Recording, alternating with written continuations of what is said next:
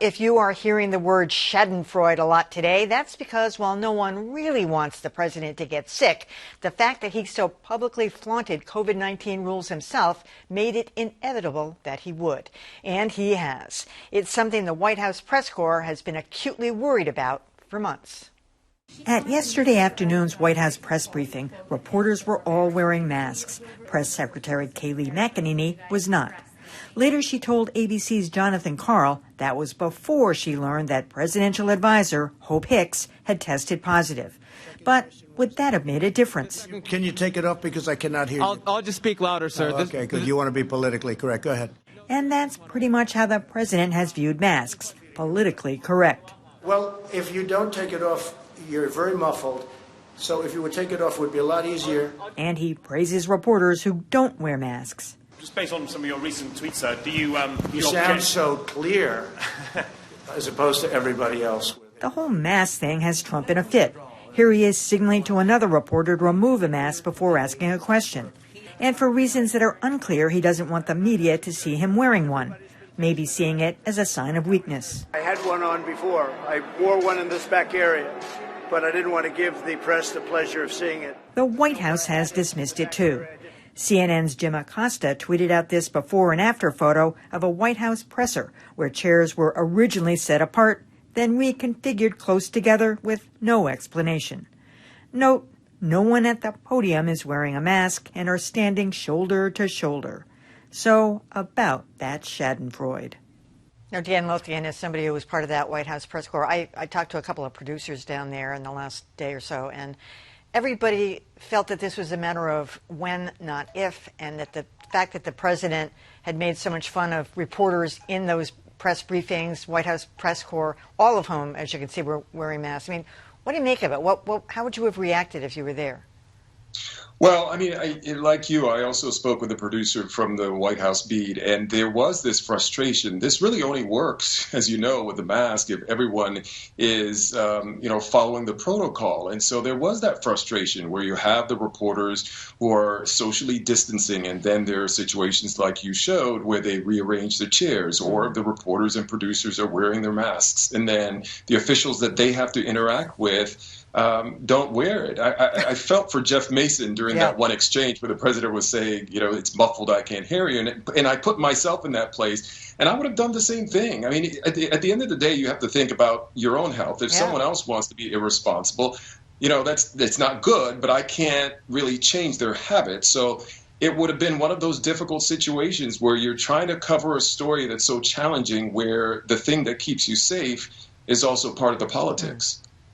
There are other ways to try to ensure everybody's safety around the president in this kind of situation. I don't know if any of you all do also. I get the pool reports from the Biden campaign for some reporting I'm doing, and I think every day the pool reporters are tested. So if there's a way to put people in a bubble, kind of the way some sports teams are doing or some universities are trying to do, where you have either a bubble or some really regular testing so you can test, trace, stay on top of it, you can, feel a little bit more comfortable with movement and with a little bit of, taking off masks in certain situations.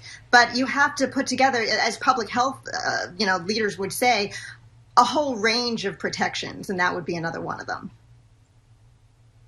It's interesting. For all of the media bravado you hear about and see, I noticed that the White House press corps is just amazingly timid about asserting its rights. I mean, in this case, I was not aware that there was such a high level of concern about the fact that McEnany or the president himself is going maskless and they're packed in there.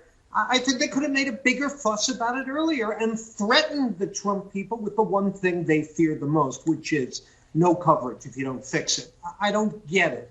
Why are they always so deferential and polite about stuff? I think they have fought back some. They have. Well, they needed to do more. Yeah. Well, first of all, best wishes to the president and first lady. No one likes to see this.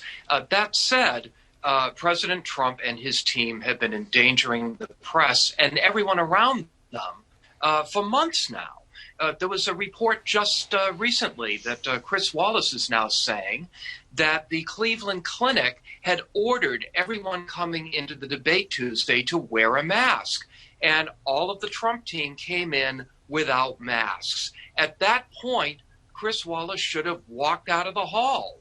But speaking to John's observation that the press has been completely timid about this, he didn't, and the debate went on. This is just completely unacceptable. Yeah, they did wear them coming into the hall, and then they took them off afterwards. Mm-hmm. But, I mean, I don't know, Dan, as a former member of the White House press corps, I mean, do they have that kind of clout, to push back and say, listen, we're not going to, I mean, he would say, fine, well, you know how Trump is. He would say, well, then fine, we're not going to have these briefings. Or Kayleigh McEnany, I remember that Sarah Sanders dumped those press briefings for months. They would be fine without doing them. Right.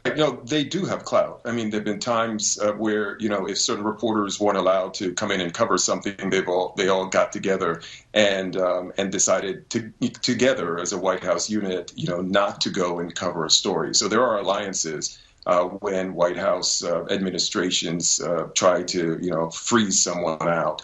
So they could. But there is that pressure, you want to cover the president. There's a lot of news happening at the White House. And so choosing to step back and refuse to go there, you're missing a piece of the story. So how do you do it and stay safe? You wear a mask. And, I should point out, the reporters and the producers, they're all wearing their masks. Yeah. So you can do all the testing you want. But if the administration officials aren't doing the same thing, you're still in danger. So as of this hour, there have been no tweets or anything from Trump, which I think is very unusual. And Mike Pence, the vice president, took over for him on a call with the governors today. So we'll be anxious to hear if there's more news on him.